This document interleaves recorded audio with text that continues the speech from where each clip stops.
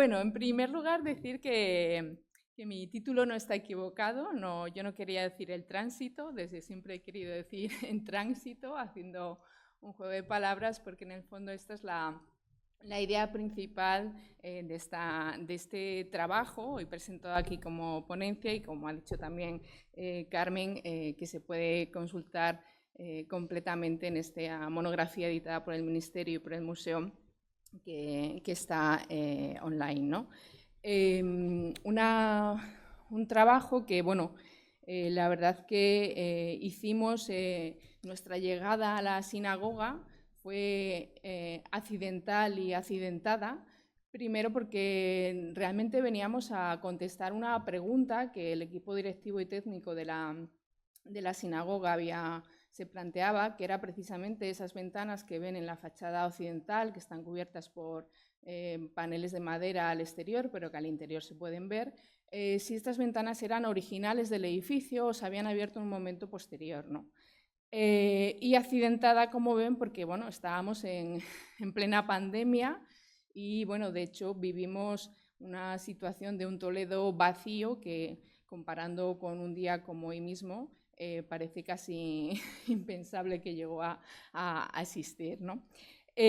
Bueno, respondiendo a esta pregunta, se puso en marcha un análisis arqueológico del edificio y también un análisis con técnicas de espectroscopía que realizó otro grupo del CSIC, como también ha comentado antes la directora y también Raquel, dentro de esta colaboración no solo con nosotros, sino con grupos que en cierta manera trabajan todos en el patrimonio.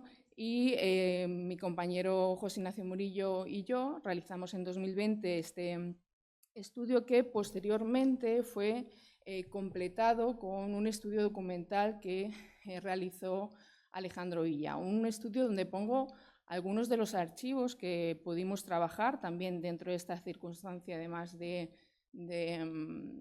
pandemia, y que me parece muy importante subrayar, bueno, la amabilidad y disponibilidad que tuvimos de muchos de los archivos que nos tenían que mandar la documentación digitalizada porque no nos podíamos mover. Les pongo aquel listado de instituciones donde nuestra búsqueda fue positiva, porque trabajamos en otros archivos donde no tuvimos tanta suerte. Desde luego es fundamental el archivo de la Orden de Calatrava, al cual pertenece cuando la sinagoga se convierte en iglesia, es priorato de la Orden de San Benito, está gestionada por la Orden y, a diferencia de las parroquias, que normalmente nos dan los libros de fábrica, en un priorato no tenemos libros de fábrica, pero tenemos todas las visitas de la Orden que poco a poco nos van diciendo pues cómo está el edificio, qué reformas se tienen que hacer, qué reformas nos han hecho, qué se ha pagado de más, qué se ha pagado de menos, bueno, como en todas las casas de vecinos. Como digo, toda esta información, incluso el vaciado documental, está publicado en este monográfico y me parece muy interesante destacar que, claro, que nuestra historia documental empieza en el siglo XVI. Sin embargo, el edificio empieza mucho antes y empieza antes de ser sinagoga.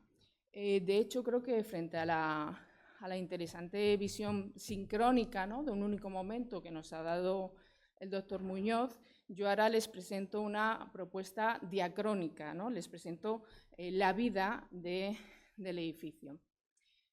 Claro, nosotros estamos habituados además a identificar arqueología con excavación. Pues yo les voy a presentar una arqueología que no es excavación, que es lo que denominamos la arqueología de la arquitectura. ¿Por qué podemos estudiar un edificio arqueológicamente? O mejor dicho, ¿por qué podemos y debemos estudiar un edificio arqueológicamente? Pues porque todos los edificios históricos, incluido lo que hoy conocemos como sinagoga del tránsito, en el fondo son el resultado de todos los contextos sociales, políticos, económicos y culturales que han sucedido a lo largo de la historia y que, por lo tanto, han actuado sobre la historia del edificio, o mejor dicho, el edificio, y echaré mano también de una expresión que ha utilizado el doctor Muñoz, ¿no?, cuando ha dicho la sinagoga es un manuscrito en yeso. La sinagoga es un manuscrito en yeso, en piedra, en ladrillo, es un manuscrito en muchos materiales, ¿no?, porque en el fondo La arquitectura es un documento construido, como nos gusta decir, y nos revela todas esas partes de la historia, ¿no? Los edificios que hoy vemos son siempre el resultado de una serie de acciones constructivas y destructivas, reformadoras, que hacen que podamos explicar por qué el edificio actual es lo que es y por qué es así. Por lo tanto, nosotros no hemos estudiado la sinagoga del tránsito, hemos estudiado un edificio que una parte de su historia es la sinagoga del tránsito, pero que luego se transformó en iglesia, después se transformó en museo. Esas son las grandes etapas que también se han conocido siempre desde las fuentes documentales, ¿no? Y lo que vemos ahora es el resultado de esa evolución. Todo esto, que además a los arqueólogos nos gusta plasmar gráficamente, se traduce también gráficamente en unos diagramas con los cuales no les quiero asustar, pero bueno, me gusta un poquito explicar siempre por qué hacemos las cosas que hacemos y por qué las hacemos, ¿no? Que nos permiten identificar todas esas acciones a las cuales les damos un número y las podemos relacionar en una secuencia, ¿no? Esta es la vida del edificio, ¿no? Si mañana la sinagoga del tránsito desaparece, no lo queramos, el edificio está aquí. La historia del edificio está condensada en este diagrama que es la vida del lugar. Como digo, muchos de los capítulos de la historia de la sinagoga ya se conocen, por lo tanto yo me centraré un poco en aquellas cosas que me parecen más importantes o que creo que han sido más relevantes porque nadie antes se había fijado en ellas o no se habían fijado como, desde mi punto de vista, se merece, ¿no? Como es sabido, bueno, nosotros estamos de hecho aquí al ladito, ¿no? La sinagoga está a nuestras espaldas en lo que era el límite oriental de la judería medieval, ¿no? Lo compone esta cerca perimetral que en el fondo acoge tanto la sinagoga como los patios a los cuales ya nos hemos referido también en la primera intervención de la tarde, incluso los edificios unos edificios de los años 60 que albergaban los despachos del museo y que en parte siguen albergando. ¿Cómo es el edificio de la sinagoga? Bueno, todos lo conocen, ¿no? Un edificio monumental con un cuerpo principal rectangular, que es este que destaca en altura, ¿no? Con una nave lateral norte, sin embargo, de una única planta, que es donde ahora está parte de la exposición, y una nave meridional que tiene una planta baja y una planta alta, que es la que se conoce tradicionalmente como la Galería de las Mujeres, la planta alta, que también tiene exposición, y la planta baja, que pues, es la que entramos al museo, ¿no? Y luego tiene un cuerpo sureste, a modo de vestíbulo, cuyo acceso está en el patio oriental.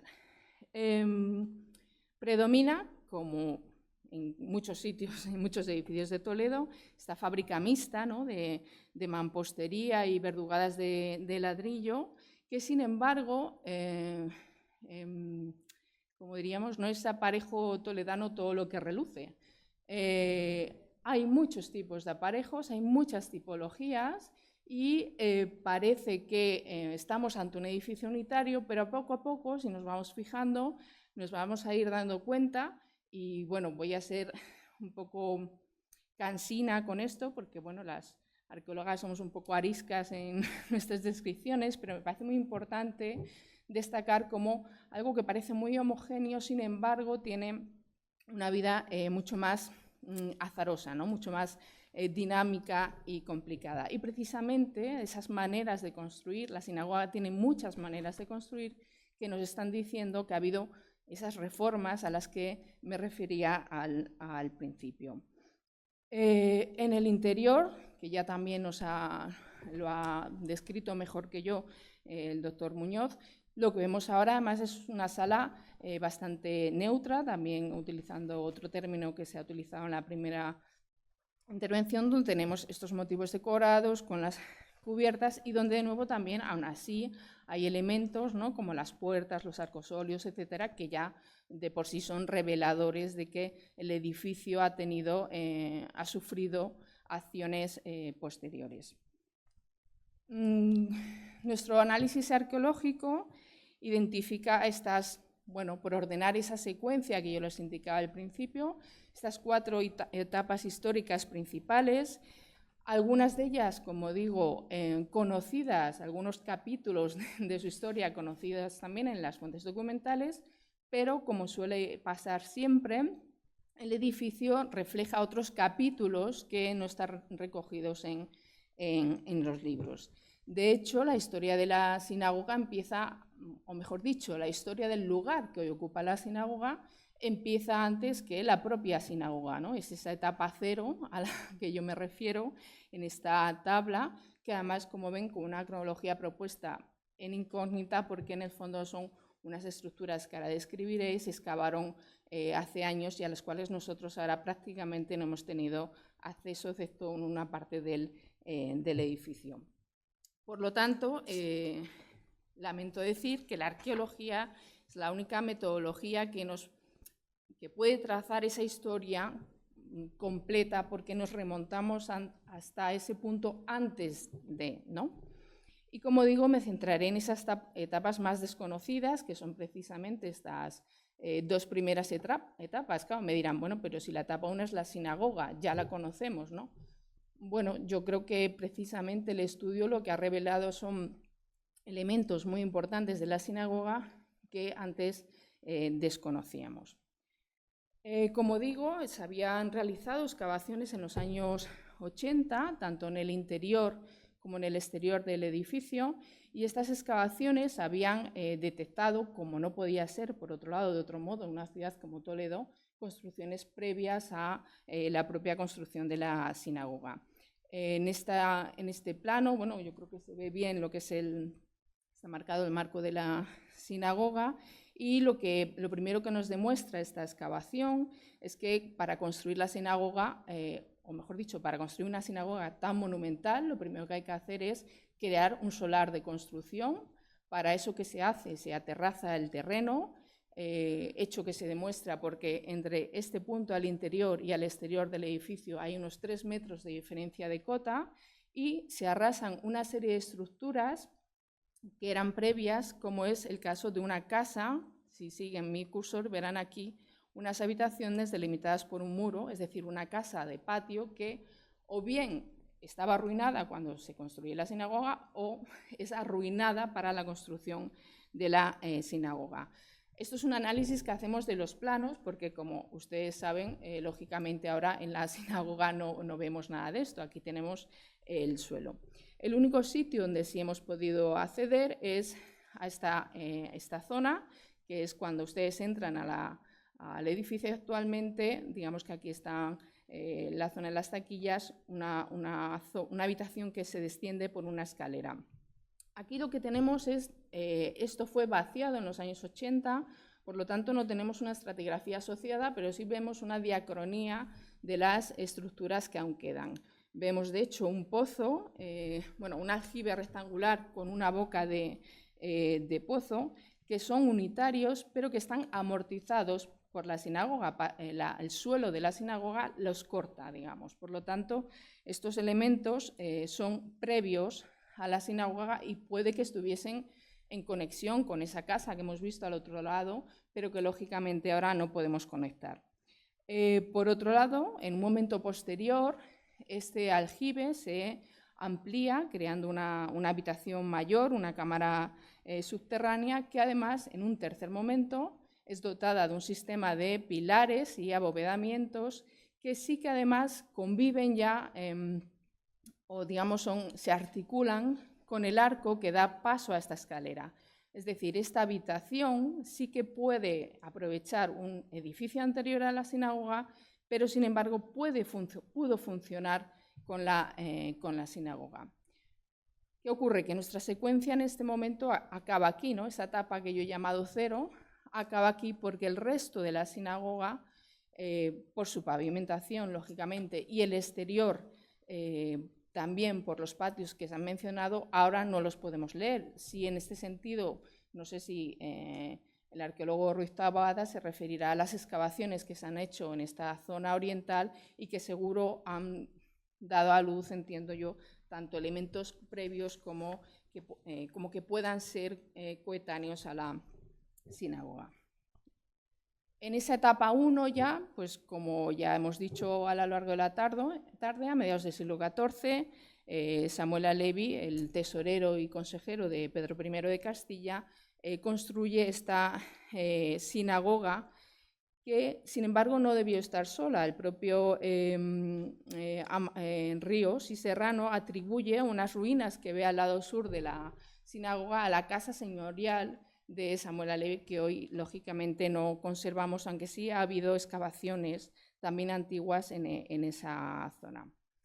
Una sinagoga, como digo, que tiene, desde el principio, tiene esta sala grande, con una altura muy notable, tiene un espacio de hall en el lado oriental, una nave lateral sur más estrecha, pero no tiene una nave lateral norte, que es de nuevo donde hoy está la exposición. Esa nave, como veremos, se añade en un momento muy posterior, que además de nuevo ha dado sus novedades porque se consideraba que era el siglo XVIII y vemos que, sin embargo, tiene dos momentos. ¿Cómo se construye esta sinagoga? Pues con ese aparejo de verdugadas de ladrillo simple, mechinales, mampostería local y un granito muy duro, muy característico de la primera obra, que es un mortero muy blanco, muy rico en cal, que no vemos, de hecho, en las construcciones posteriores del edificio. Creo que la principal novedad aquí ha sido la constatación del ejal que se había considerado que había sido hallado en la excavación. Sí, de hecho, ven aquí un espacio verde clarito que las excavaciones interpretaron como ejal, que nosotros consideramos que es otro espacio que ahora les enseñaré, y además también la constatación de una tribuna occidental que siempre se había considerado que se construye cuando el edificio se convierte en iglesia. Volviendo a este plano, como digo, los excavadores consideran que este espacio es el espacio del ejal. Sin embargo, bueno, lo primero que llama la atención es la desorientación, ¿no? La clara desorientación, o mejor dicho, no son muros paralelos el testero del supuesto ejal y el testero del muro de la sinagoga actual, y que luego la relectura de los informes, que bueno, no son todo lo precisos que nos gustaría, nos hace más bien concluir que ese elemento fuese de nuevo un elemento previo. De hecho, si ese fuese el ejal, deberíamos haber conservado sus huellas en el muro del alzado oriental, y vemos que esto no es así. Nosotros consideramos, sin embargo, que el ejal era un espacio mucho más amplio, más o menos equivalente a este cuadro que les he mostrado aquí. ¿Y por qué lo sabemos así? Pues porque la arqueología nos hace evidenciar, y bueno, aquí lo ven claramente, una esquina en la que se enjargaba un muro. Por eso esta parte, digamos, está más blanca, si me permiten decirlo, y aquí además los ladrillos están rotos, ¿no? Cuando arrancamos un muro lo sellamos de manera irregular. Esto sería esta esquina norte, y en la esquina sur, además, bueno, y les pongo aquí un plano de estos que nos encanta a los arqueólogos, muy bonito, aunque a ustedes les parecerá un croquis bastante chapucero, pero que nos invita a ver cómo el muro, ¿no? Como este ángulo que yo les muestro aquí, dobla y se une y avanza, es la fachada norte de ese vestíbulo sureste al que me refería, y aquí además en las esquinas les muestro las X, perdón, no las esquinas, madre mía, las X son los mechinales de la obra, que es otro elemento que solamente tiene la sinagoga original. Es decir, dos muros que avanzaban prácticamente a la misma equivalentes a la anchura de la nave principal, y que además, como ven aquí, esta es la foto que les ponía antes, ¿no? Vuelvo a esta foto para enseñarles el plano, ¿no? Este color verdecito, se unen con una línea horizontal donde que por debajo de las ventanas nos marca una roza donde estaría la cubierta de este espacio. ¿Qué ocurre? No sabemos qué profundidad tenía, porque a día de hoy todo este espacio es patio oriental, y además en los años 80, cuando se instaló el suelo radiante de la sinagoga, pues tuvieron la brillante idea de hacer esta mole aquí que impide ver cualquier elemento también en esta zona. Por lo tanto, podemos saber qué ancho tenía, estamos seguros de que era completamente coetánea al edificio y, por supuesto, está a las espaldas del nicho de Elejal que hemos visto con anterioridad. El segundo elemento que me parece interesante es que se constata que la sinagoga ya tenía una tribuna occidental coetánea a la tribuna de las mujeres, que siempre que es la que conocemos aquí como Galería de las Mujeres, la de la primera planta me refiero, ¿no? Pero sin embargo en el análisis arqueológico nos ofrece una versión distinta, ¿no? Como ven, a diferencia de la fachada oriental que acabamos de ver, la fachada occidental se articula desde el primer momento en estos tres cuerpos de ventanas, ¿no? Los inferiores, digamos, estarían además un poquito más bajos que los de la fachada sur. Aunque hoy el interior está enfoscado, como ya hemos visto, Amador de los Ríos da, sin embargo, un dato que es fundamental, ¿no? Porque nos dice que las zapatas labradas de los muros laterales que sujetan la viga del coro que él ve son idénticas a los tirantes del artesonado de la cubierta. En el interior, bajo el coro, que aquí además ven está amacizado, se ve una ménsula. Nos habla de este capitel, que era un capitel también figurado, y opina además que estos vanos, que él considera ya originales, son en el fondo tribunas particulares, individuales, de esta zona del muro. La investigación además nos ha llevado a encontrar posiblemente la ménsula que él cita, que se encuentra en el Museo Arqueológico Nacional y que creo, desde luego, haciendo una invitación que no me corresponde, pero sería una pieza muy interesante para la que estuviese aquí. Yo no he dicho nada, pero esta pieza obviamente se debe desmontar cuando se desmonta la tribuna occidental de la iglesia pensando que era de la iglesia, sin darnos cuenta que en el fondo era la tribuna de otra tribuna de la sinagoga. A estos elementos que nos da Amador de los Ríos, nosotros sumamos otros, ¿no? Por un lado, tanto esas ventanas, que como siempre repito, son las culpables de que viniésemos a estudiar el edificio, son idénticas a los vanos que siempre han abierto la tribuna de las mujeres, tanto en forma como en dimensión, como en ubicación, como en la propia decoración de sus ménsulas. Y además, por fotos antiguas, todavía podemos ver los mechinales originales que sujetaban este suelo. ¿Por qué creemos que son originales? Porque todavía, y si tienen luego un rato y se quieren divertir, pueden ir a la fachada y con mucho esfuerzo se acaban viendo los huecos, porque esto fue desmontado, estos huecos fueron sellados en los años 80 y la verdad que cuesta verlos, pero bueno, se ven. Como vemos, son unos huecos equidistantes del mismo tamaño en la misma línea y, de hecho, esta ventana, que parece no tener importancia, esta ventana se abre con la etapa de la iglesia y esta ventana nos está destrozando un mechinal. Por lo tanto, la ventana nos hace original, nos hace previa los mechinales que pueden ser los suelos de esa tribuna que vemos a la interior. De hecho, bueno, aquí ven que las ventanas están selladas. Yo creo que esas ventanas posiblemente estaban cubiertas de otra manera, ¿no? Con unas barandas que reducirían mucho la luz en comparación con esta que tenemos ahora, ¿no? Que muchas veces cuesta mirar a este muro porque siempre tenemos esas ventanas tan grandes.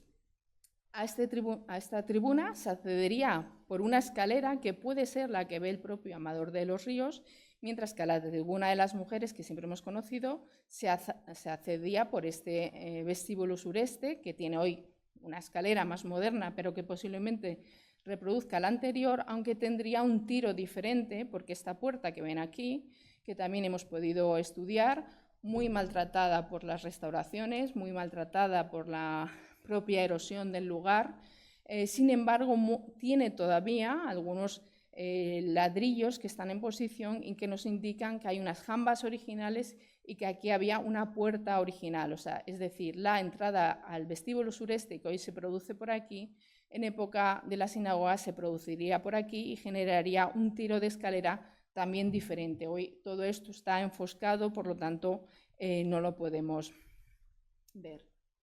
Voy ya muy rápido. Las etapas siguientes, como digo, pues todos sabemos que el edificio se transforma en iglesia, lo cual activa un periodo en el que se construye la sacristía sureste, se generan arcosolios, se instala ese gran retablo que todos tenemos en la imagen de los dibujos de Cuadrado y Parcerisa, se generan bancos laterales y siempre se ha dicho, se construye un archivo nuevo en el siglo XVIII, así como una espadaña en el XIX. ¿Qué podemos añadir a ese relato tradicional? Por un lado, que el archivo del XVIII, que siempre se había dicho que era toda esta nave, se está construyendo en realidad sobre un edificio, sobre una habitación previa, que es básicamente la que ven en la que les señalo en planta, ¿no?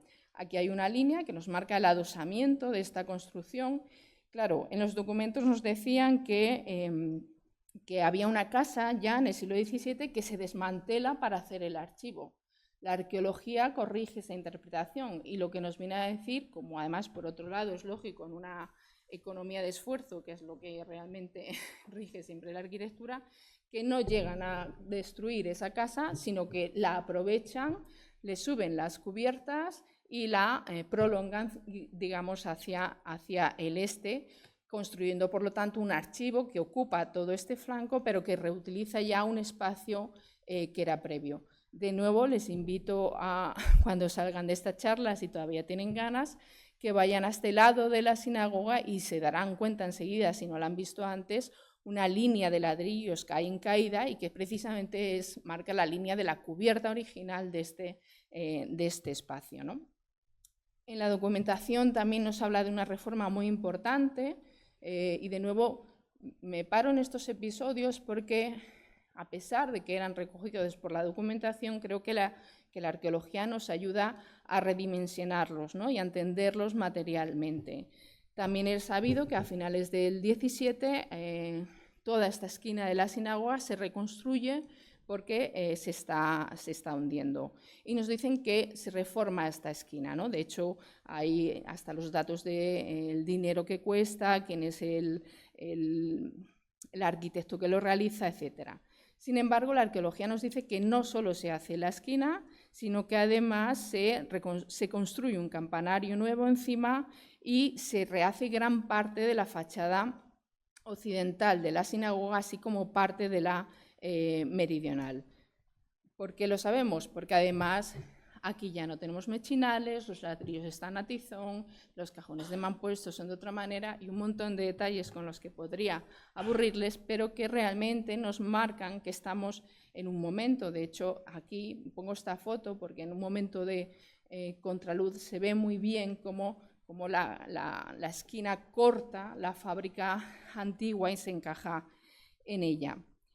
Y finalmente, otro elemento que me parece también muy, muy importante es una obra que además se conoce muy bien, que incluso llama la atención porque decimos, bueno, estamos en el siglo XX, tenemos que conocer ya mejor las obras de ese momento. De hecho, en el vano suroccidental de la nave principal, ¿no? hay una inscripción hoy, si no se ha movido, en la que reza: el rey don Alfonso XIII ordenó la consolidación y conservación de este monumento y el patronato del Museo del Greco ejecutó la obra en 1913. De nuevo, la arqueología redimensiona esta obra y nos dice que en el fondo la placa pues, es muy benévola, ¿no? La placa miente un poco porque siempre se había dicho que en este momento se reforma este espacio y se abren estas tres ventanas. No se abren las tres ventanas, en el fondo, como ven ustedes aquí, todo esto es azul, todo esto es esta tapa 4, porque en el fondo lo que se hace es que se reconstruye todo el muro. ¿Por qué sabemos que se reconstruye todo el muro? Porque de nuevo, pues Alfonso XIII construye de otra manera, utiliza otros tipos de muros, no tenemos mechinales, los ladrillos son a tizón, las jambas son exactamente idénticas, el vano El vano se hace también siguiendo el tipo de las ventanas, y esto explica, por ejemplo, que si de nuevo tienen ustedes esta imagen típica de la fachada a finales del 18, donde se ven decoraciones, vigas de madera, incluso una cubierta en la puerta, todo esto no exista porque a inicios del siglo XX, por ejemplo, aquí está todavía algunos de esos elementos, incluso decoraciones pintadas. A inicios del siglo XX desaparece porque la obra, lejos de ser epidérmica, lejos de significar solo una apertura de vanos, significa una obra mucho mayor. Ocurren muchas más cosas en el siglo XX, de hecho algunas ventanas, una ventana geminada que se había considerado en los años 70, debemos retrotraerla en el tiempo, aquí ya aparece también desmontada. Y sobre todo llega a finales de los 80 el proyecto de musealización. El proyecto de musealización, que de nuevo, como ven dentro de mi discurso, es una etapa más. De hecho, esta tarde hemos asistido a la etapa 5 del edificio, que es la exposición permanente que estamos presentando aquí y que, bueno, pues espero incorporar a mi PowerPoint y la próxima vez poder contarlo, porque las restauraciones y los técnicos de museo no son inofensivos, aunque ellos así lo crean, y todas estas transformaciones, de nuevo, dejan su huella, ¿no? Forman parte de la vida del lugar. Las restauraciones de los 80, sin embargo, fueron desde mi punto de vista muy agresivas, porque esa conversión en museo llevó al sacrificio de muchos de esos elementos. De hecho, la lectura de la sinagoga fue muy difícil, no porque el edificio sea complejo en sí, sino porque las restauraciones actuales pues, habían borrado esas evidencias, ¿no? Pongo esta planta porque simplemente ustedes verán en una simple comparación de plantas, pues, que aquí se ha abierto un vano que en los años 80 no existía, que estas puertas que eran bajas se han rasgado y ahora son completas, que toda esta subdivisión con muros, unos originales, otros añadidos, aquí se ha convertido en un espacio continuo, etcétera, etcétera, etcétera, ¿no? La conversión en museo no fue precisamente amable con el lugar y, de hecho, la tribuna accidental a la que me he referido antes, sus evidencias aún se podían leer en los años 80 y ahora no las podemos leer. Como digo, la historia del edificio no termina aquí. El museo genera vida. Como me refiero de nuevo, estamos aquí porque de hecho hemos abierto una nueva etapa del edificio. Y, lógicamente, pues, he venido a hablar de mi libro y creo que la arqueología de la arquitectura debería seguir formando parte de este museo, no solo ahora, sino a lo largo del tiempo, ¿no? Antes de llegar aquí he estado con Sergio, hemos visto, por ejemplo, toda la parte nueva que se ha hecho en el patio, bueno, los problemas que pueden seguir teniendo los muros, ¿no? Y creo que al fin y al cabo es lo que debemos entender, ¿no? Por eso vuelvo a ese inicio del título donde digo en tránsito, porque siempre estamos en tránsito, no solo en este edificio, sino en todos los edificios históricos. Y bueno, muchas gracias.